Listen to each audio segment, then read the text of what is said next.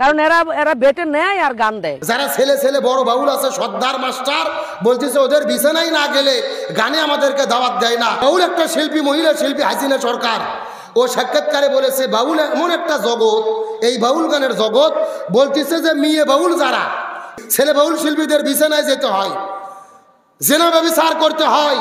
এই বাউল এমন একটা অন্ধকার জগৎ যার ভেতরে প্রকাশ্যে ছেলে মেয়ে অবাধে মেলামেশা করে, আর এরা গান গায় মনের পর্দা বড় পর্দা, বাইরের পর্দা নিভে উড়ে কথা কন না কা।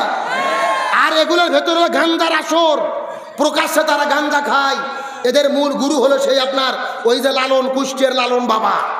এখানকার তরিকে নিয়ে ঢোল তবলা গান বাজাইয়া মানুষের ঈমান আকীদা নষ্ট করে দিচ্ছে। হাজারো মানুষের সামনে গিয়ে বাউল গানের নাম দিয়ে আল্লাহ রসুল সাহাবীদের বিরুদ্ধে কথা বলে মানুষের ঈমানকে ধ্বংস করে দিচ্ছে। সুতরাং আমরা সরকারকে বলতে চাই, ফরহাদ মোজারের কথা মতো, উপদেষ্টা মাহফুজের কথা মতো, এনসিবির কথা মতো আল্লাহকে কটূক্তিকারী আবুল সরকারকে ছেড়ে দিলে হবে না।